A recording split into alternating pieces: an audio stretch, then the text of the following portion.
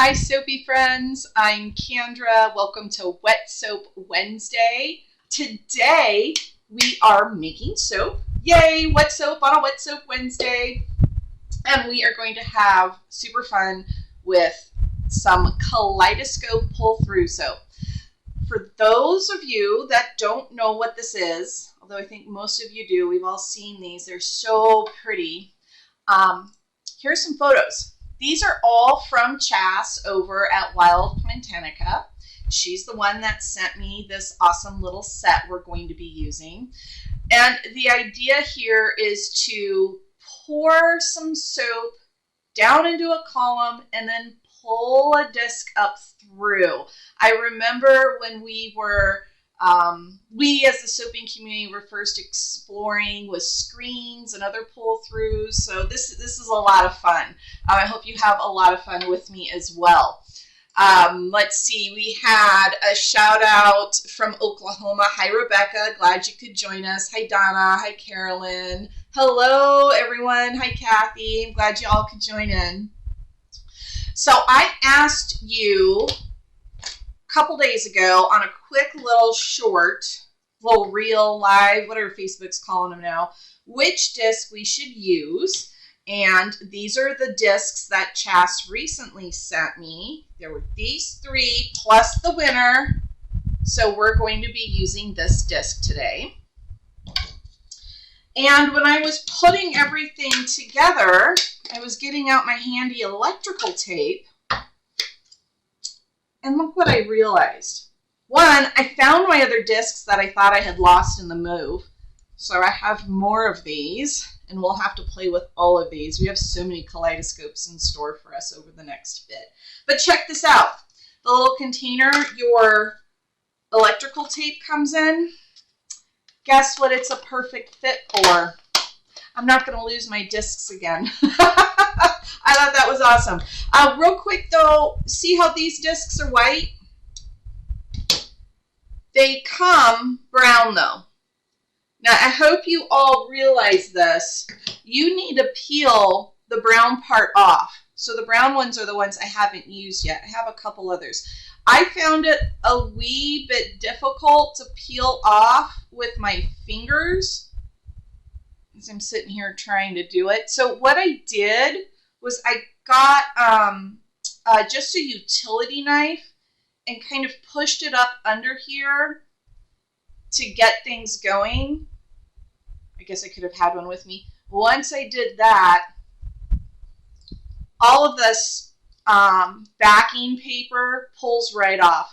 This backing paper is intended, I believe, to protect the medium while these are being cut out. Chas cuts these out with her super snazzy kind of laser cutter. I don't remember what it's called. So I just peeled that one off. You need to take this part off before you get soap into your disc. Okay, pro tip 101, done. Don't put paper in your soap. All right, let me put these away in my super snazzy Kaleidoscope disc container now. I love this. I hope that helps someone. Really, I lost those discs. I had no idea where they were. And I only found them like maybe an hour ago.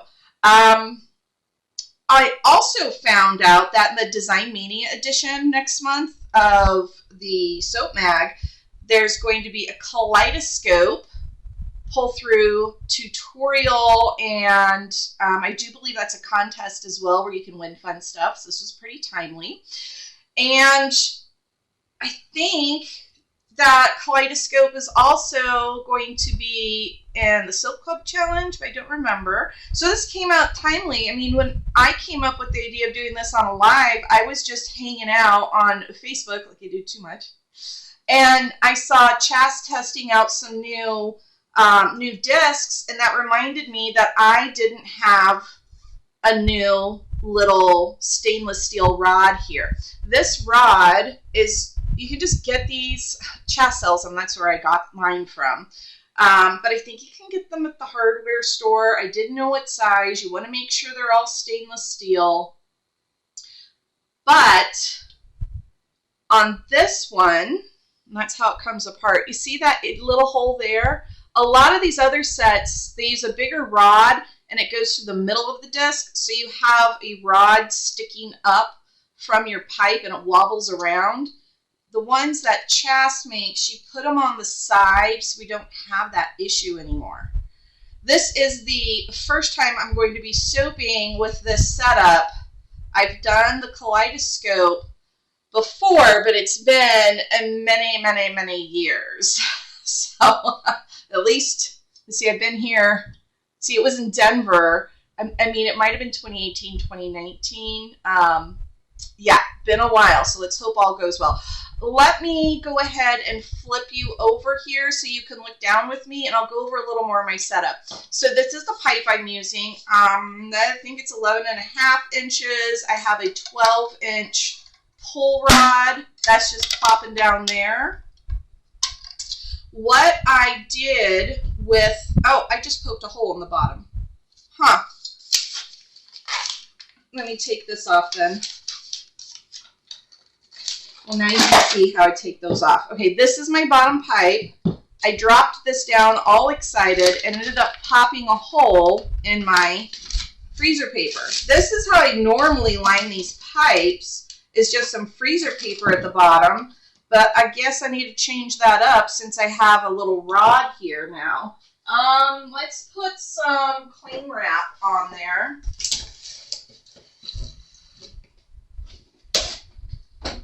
Glad we figured this out before we poured. I am putting the freezer paper back down. I'm not going to really be upset about that little hole. I don't think too much will leak through, but I like it because it gives a nice flat finish on the pipe. And then I'm also, since I popped a hole in it, going to just put some cling wrap on there. That's all I do because I have these nice tight fitting end caps. And they fit pretty tight. You just pop them on. And you saw when I was taking it off, I had to struggle just a little bit, but it's really not too bad. I've also been known to take it on the edge of the table and kind of bang it from that lip there. Okay, so that's set back up again. All right, I'm going to put this more carefully back in. I've just screwed this on. It comes with these little nuts. You just screw it on so it's nice and tight. I can even bring that down to the bottom a little bit so I don't have so much of a pokey part that'll poke the bottom of my paper there. All right, there we go. And there's a nut on top too. That's, I believe, just an extra one. I just left it on the top. Maybe it's a nice handle. I don't know. We'll see. Gently place it in so you don't pop your pop your paper. Okay, so the idea here is we're going to be pouring soap directly into the middle of the column or mold and try to get it into as center of a position as possible. That's where these squeeze bottles come in. These are 16-ounce squeeze bottles and they're great. Chas asked me if I had any. I said, yeah, I got a couple of my 8-ounce ones. And you just picked them up at Hobby Lobby. And they seem fine. But these, she said, let me send you some of these because they squeeze really, really, really well. And they do. These are much easier to squeeze than my others. So the lids just come with the short little spout. It's, you know, like a condiment dispenser. What this is a pipette. And I cut the top and the tip off of it, because now you can get right down into the middle. I hope I'll be able, yeah, I'm going to be pouring, right? I want to see if you can see too, because I need to be able to see. I don't want you to be looking at my head the whole time. So I'll be able to get down in there and pour closer to the bottom and lift this up as I go. Now, when you're pouring soap, whether it's from a squeeze bottle or from a pitcher, when you're pouring, and this is the same with your coffee if you're into fancy coffee decorations too, the closer you are to where you're pouring, the more it'll float on top. If you want your color, like in a drop swirl, to go down into your soap, pouring on top is going to give you a puddle. Lifting up and pouring from height, the higher up you are, the further down the pour will go. With this design, we want those little puddles. that's why this tip, this modified tip, is pretty important. You want to be pouring as close as you can. I'm going to be able to, you know, I'll get some color blending down at the bottom because I just can't get the bottle that far down in without messing everything up. But as we get closer to the top, I'll get more puddles. All right, I'm going to set these aside for just a minute so we can talk about what the soap we're making is. Does anyone have any questions on the setup as far as like the actual pull-through technique?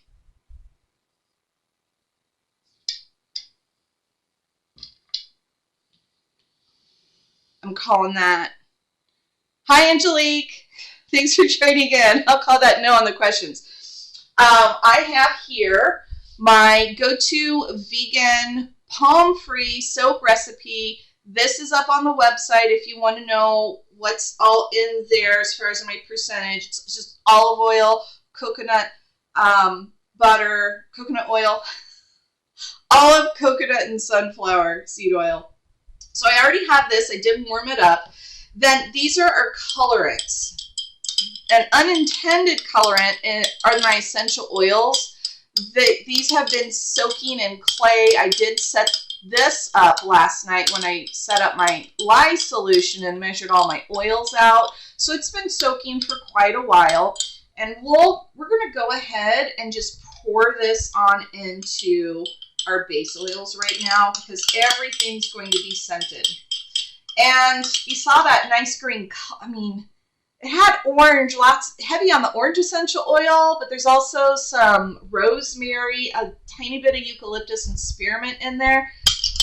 Really made it kind of green tinged. I'm hoping that color does not come through too much.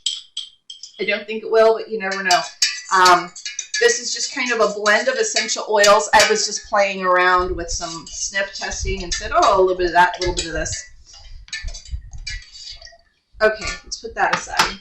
And actually, I should put my gloves on and my hairnet up before we get too far into this. For the colors, I'm kind of on a purple thing. I'm still running a high after the anti-alkent masterclass live a couple weeks ago. Gosh, it was so much fun. The soaps are so pretty.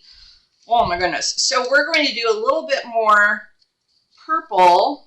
Look at that. This is a brand new glove. Got a big old hole in it. Let me grab a new one. But we're going to do more purples because, like I said, I'm on a purple high. For the purples, I talked to Chess. She said the best way to do these is to do contrasting colors. I have 4 bottles, so we're going to do 4 colors.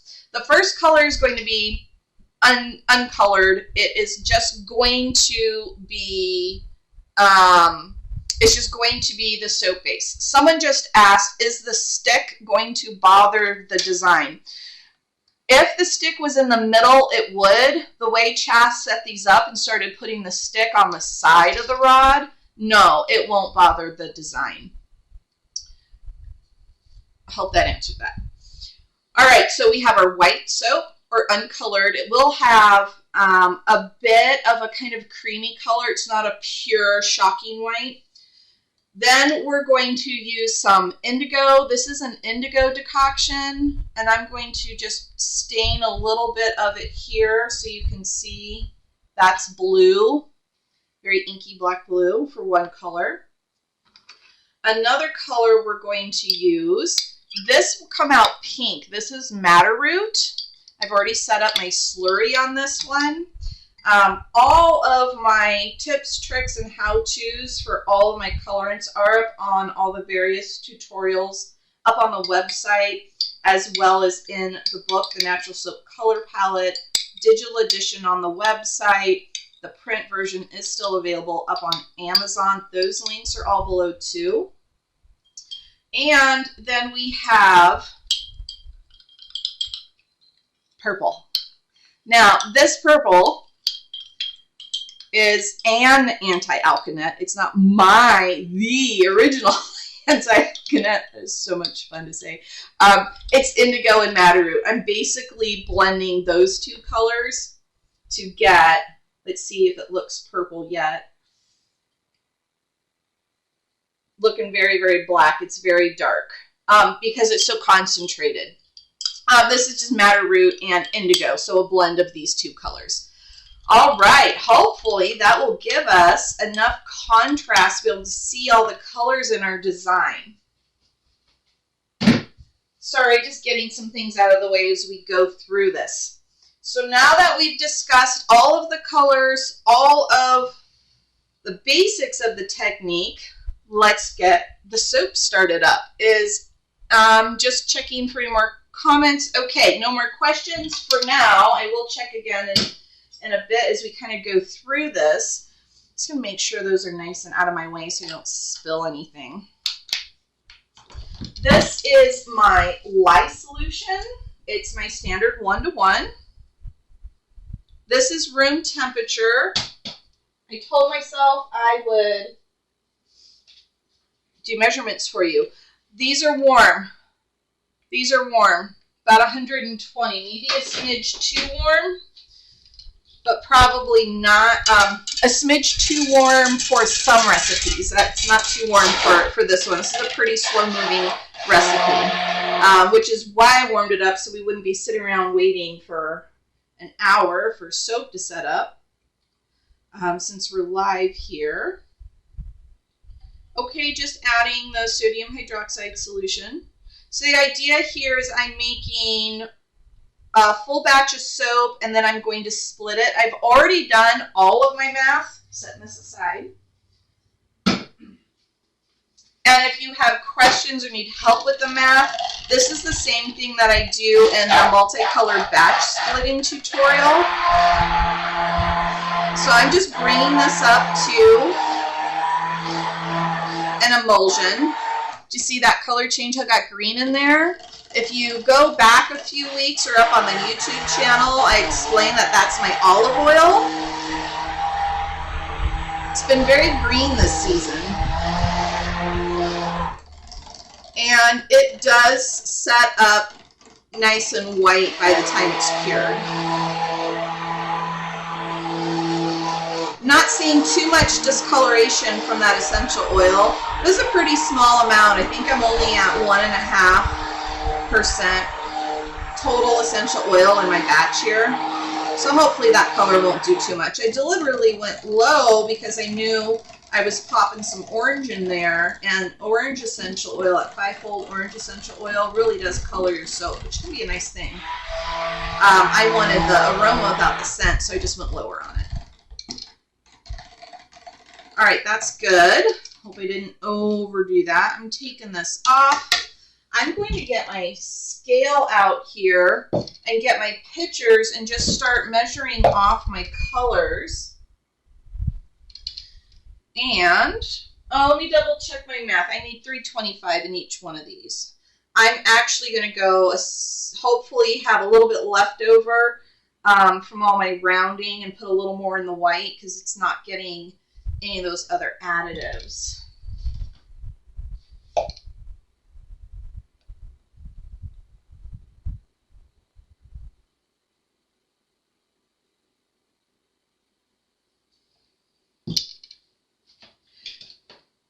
I have my pictures here. 2 of them are the same and the other 2 are the same. So if this visually looks different as far as heights or amounts that are in there, that's why. Got a little over on that one. Let's see if that matters.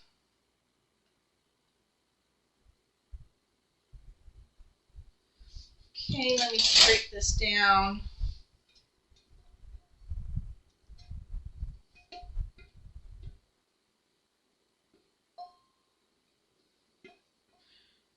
But if all of your pictures are the same, that makes things a little bit easier with the math. I know these are 5 grams heavier than these. It's hard to explain the difference on them. I mean, the spouts are a little bit different. It has 326, 321. This one had a little more in it. It was from my white. Just topping this off. I'm being extra particular about my measurements here. That one's going to be the white. because I really want to be able to test these colorants out pretty well. The first color, let's do our purple first, because I know I'm going to just put most of this in here, and I kind of want to see what it's looking like. Just going to give this a stir. Oh, my spoons, I've been asked this quite often. They are stainless steel. So they are life-safe spoons. I get asked quite a few questions about the tools and whatnot that I'm using. So I did put everything together in kind of like a little shopping list on Amazon. Oh, you can kind of see some of the purple happening, can't you? Yeah, it's so dark, it's hard to tell. But I did want this to go dark because of the contrast. Yeah, you can see some of that purple down at the bottom. Maybe not. Anyway, as I was saying, I did put an Amazon shopping list that has like my spoons, my cafeteria trays, all that good stuff. That's linked in the description of the video if you're wondering what I'm using or where I got anything from. If it's not on the list, ask me. I think these pictures are not. Some of them are from Brambleberry, and some of them are from, there was a local soap making supply company up in Denver when I was there. So I got some of those. Ooh, that's cold. Got my little mini split running on dry mode as a humidifier, dehumidifier. So, and it just has this really cool side effect of cooling the room down, which is great in the summer. But it just made my neck cold. Okay, that one's done. We will bring this to a thicker trace after we get all of our other colors set up. Next up, I want to do the madder root. So this is a light usage rate, is what I calculated and put into my little shot glass here. But I want this to be a really light pink, so I might not use it all up. But I don't want to be too light-handed with it. Because I do want it to be pink. I don't want it to be stained. I want it to be light pink. I want more than pastel. I guess that's what I'm trying to say. More than pastel, but not super, super, super, super red madder root color that I normally get. Just put a little bit more in there. I might use it all. I'm just watching as the colors change here. Yeah, I think I do want to use it all. I want it a little bit richer, you know. And that's one thing that, as for those of you that use natural colorants along with me, you know, we're all used to the colors in our containers are not the colors in the final soap. Oh, but I just got a little more hint of pink there. That made me happy. Okay, so we used most of it, not quite all of it. Okay, I'll set that one aside. Let's go ahead and do our indigo. That's definitely starting to look more purple here to me. I can put it in the right light for you. I think this will give us a real light teal. I do want the blue darker. So my two dark colors for the contrast that Chas recommended are going to be the blue and the purple. And my light colors are going to be the white and a lighter pink. So when I measured these out, I measured out thinking that's the maximum I'd use. Wasn't sure if I'd go full on for that much of it. I know I didn't use all of the madder root, so I'm glad I went this way with it. I am going to, I think, use the rest of the indigo. Well, there's some sediment down at the bottom that's not getting it. So as you can see, I'm not even at a light trace. I am just at emulsion. This is very thin and runny. I do want it thicker than that because we don't want our colors to muddle up too much in our mold as we're pouring. But you also can't let it get too thick all at the same time. So we're going for, you know, a light medium-ish trace here. More light than medium. These are also in the order that I'm going to stick blend, so I'm going to stick blend each one up a bit thicker.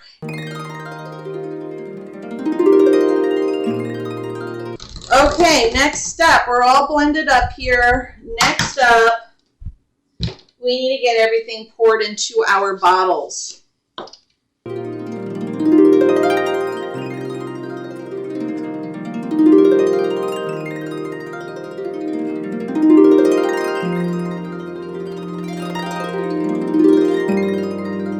So I do call this the anti-alkent whenever I blend my purples, just because, you know, it's a way to laugh at how many struggles I had while working with Alkanet. As you all know from reading my book and the story of how kind Jo was with helping me figure it out. But man, even with her help, it just took me forever to get a hang of Alkanet. Oh my goodness.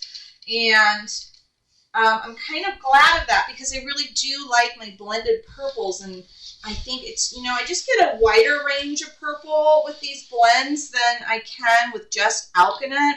But that's why they're called anti-alkent, because I had such a hard time with them, and it was funny, and anything that makes you laugh is a good thing. Okay, so do you see right in the middle? My finger's right there on the center of that flower. That's what I'm going to aim for, that center right there when I'm pouring. But anyway, I have people asking me, so, you know, what's wrong with Alkanet? Can we not use Alkanet? You can use Alkanet all you want. It's totally fine. There's nothing wrong with it. I just also make purples with another way. Okay, so here we go. The first color you put down, a little bit of it is going to be on the bottom of your disc and won't have any design to it. So I think I'm just going to squeeze. I'm just going to kind of cover the disc with, okay, there. See, I can't see the disc anymore. I can a smidge, but not too much. But that's kind of going to be a little bit of a waste soap. So I went light. These are my two darks. Let's go white, blue, pink, purple. I'm just going to keep pouring in that same pattern as I go through each one. White, blue, pink, purple. We just did white. I'm going to go blue. I'm almost wondering if my soap is too runny. Pink, purple. There's no, I'm not trying to get specific amounts of each color or anything. I'm just kind of putting some in there. It's like they're all like hiccuping or burping after each pour. I am thinking I didn't let these set up enough. Maybe I should have stick blended a little better. It's looking kind of muddy in there. If we end up with muddy soap, means we're going to have to do it again. Which is totally okay. Making soap is fun. And like I said, if anything goes wrong, it is okay. You all get to learn from my mistakes right along with me. So I cut the tips off of these two because I didn't want to be having to squeeze so hard through the skinny little tips of the pipettes. Oh, as it's getting closer to the top, I'm thinking maybe this isn't too many. Anyway, but by cutting those tips off, I lost some height or length of the pipette. And I don't know, Chaz said she might be able to pop in today. She had some family stuff going on, fun family stuff. But she'll drop a comment in if she, you know, when she gets back, if she's not on now. I wonder if she's like found the perfect pipette to chop down for these. Do pipettes come in different lengths? I don't know. I just purchased a bunch of pipettes like years and years and years ago and have a gazillion of them. It's looking, as this gets closer to the top, I wonder if I can lift this up. I can see, gosh, it's so dark in there. I don't think it's too runny. I think we're okay. I think that's okay. I'm also getting better puddles. Oh, you can see that one now. We're getting close enough to the top where you can see. I'm getting better puddles versus swirls, you know, drops of color, because I'm much closer to the top. As I was mentioning, this is closer to the surface, so I'm not dropping in so much as putting on top. Oh, that one I squeezed too hard, and it definitely sunk in a bit. So don't squeeze your squirt bottles too hard. You really want them to sit as close to the top as you possibly can. Yeah, I would be interested in longer pipettes. If anyone knows if they make longer pipettes, let us know. Oh, almost out of the white. This is really kind of nice and therapeutic. Out of the blue.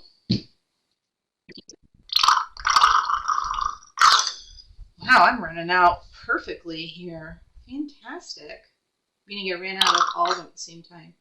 Oh, a little short on the purple. Okay.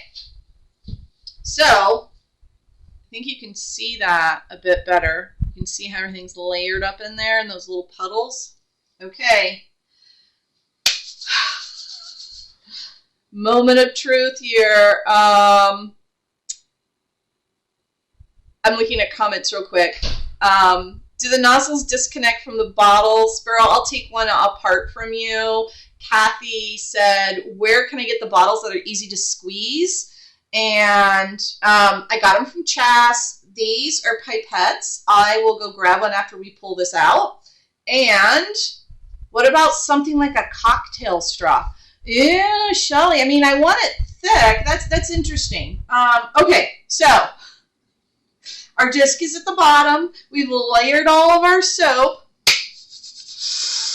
Okay, ready? All I need to do is pull this up. I'm so nervous. I'm really nervous. Oh my gosh. Okay, can you see? Oh, there. I think that's the best. Okay. You want to pull it up straight. You don't want to tip it. It's not hard. Right? It's not hard. Okay, here we go. Pulling it up, and it's gliding against the side very easily. That went so well. Oh my goodness. I love having the stem on the side. This was rather difficult to do in the past when it was in the middle. Oh my goodness. That is so pretty. I wish that you could see in there. Maybe it had a weight pipe. I don't know. Okay. So to address, so much fun. I really thought that was just going to be, oh, I had no idea. I really had no idea. Oh, I have enough soap mess. I'm going to do something. We're going to take this apart, and I'm going to show you a little cleanup trick that I have. Okay, let's do that for a minute. I'm so excited that went so well. I'm losing my train of thought. Okay, we're 99.9% done here. One, we need to insulate this. So I'm putting this is just some saran wrap that I had sitting here. That'll go over the top. You can put a rubber band on it. And then your next choice is to either A, put it in an oven and CPOP it. So preheat your oven to the lowest setting. And then when you put your soap in, turn the oven off and leave it alone. You can do that. I do not have an oven in here. So I've been looking at different ways. I'm just cleaning some room off. To CPOP it. So cold process, oven process is what CPOP stands for. Well, I'm doing CP, the cold process, countertop, hot process. We got so many acronyms. We'll just call it CPOP. Okay, so this is my super snazzy heating pad that I got. These are the ones that don't turn off, which I think is a great thing, because the other ones that turn off, I like to leave them on for like 3 hours, and they turn off after like an hour, and it just drove me nuts. And then I have this little clip. So I clip it on. Let me show you what I do. So inside here is the pad, right? You've got your pad and you've got your cover. And on the other end, I mean, if you go in there, you can feel, there's the pad, here's the cover. If you just pinch the cover, not the pad, you don't want to put this on the pad, because there's warnings on it not to do things like that. Don't puncture it. There's electricity running through there. So just grab the fabric, and at anywhere along the way, there. I just put that on there, and it keeps it snug around here, so I don't have to put my pipes in my oven, which is awesome, considering I don't have an oven in here. So we're going to get this set up, and I need to plug it in over there. So I'm just going to take this little guy, set him up over here, and let him warm up after we're done here. But that's how I'm going to insulate him. I leave it on the low setting for a couple hours and then leave it wrapped up. And make sure you do remember to turn it off. So if you're doing that, set a timer and don't leave it on. You're going to cook your soap. Okay, so even using electrical tape, I have problems getting pipettes to stick to the bottle nozzles. And can it be used with melt and pour? No idea. I've never made melt and pour. I don't see why not, though. Okay, so let's look at these straws. This is it's a pipette. It's just this pipette, right, that we use to transfer all of our little stuff around. I cut it off right here, snip, and that got stuck to the top of the nozzle, and then I cut it off like kind of right at the beginning of where it tapers here, and ended up with that much of a hole versus this much of a hole. You need the bigger hole. With the smaller hole, you have to squeeze to get your soap to come out of the pipette, which the more force you use, the further down into your pipe the soap is going to go. And remember, we don't want to drop color in. We want to delicately layer colors on top of colors. That's why the bottom is so hard to do. And it would have been impossible to do if we didn't tape these pipettes on. And yeah, I put 2 rounds of electrical tape on this sucker, because my first one, it was like it was, the tape was peeling off. So I felt like I went a little heavy-handed on the electrical tape. But, okay. So there's the tip that was cut off, and there's the bottom. All I did was shove it on there, and I shoved it on pretty good. And if I pull it off, it doesn't fall off. See, it didn't fall off, but I can pull it off.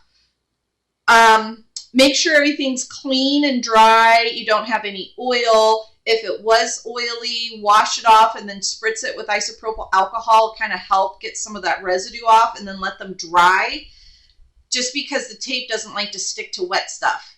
And then I wrapped around, and this tape isn't going to work, and around, and around, and around. And then I went around, and around, and around, and around again. Okay, this is completely impromptu. I wasn't going to do this until this started making a mess. But see how I put those, that's indigo. This is going to stain your countertops. Unless you put soap, which we all have. Messy, messy soap, right? Yeah, you can totally clean your countertops We had a big indigo stain there. I mean, I know, I'm such a cornball, right? I have no idea why this stuff makes me laugh, but it sure as heck does. I mean, I don't know. I kind of feel like I'm cheating the world and winning by cleaning up my mess with my mess. But what I'm going to do is just kind of let all this stuff bleed out onto my little vinyl topper here. I put this down on the stainless steel countertop so we wouldn't be fighting so much reflection when we were playing with each other on Wednesdays. But it sure does stain up. This works really well too if you are doing anything with activated charcoal. Cindy just said, would plain straws work? You know, I'm going to have to get some and find out. I don't see why not. I mean, it's just a matter of if it fits on the nozzle of your bottle. But, sorry, I know I'm getting distracted all over the place. But,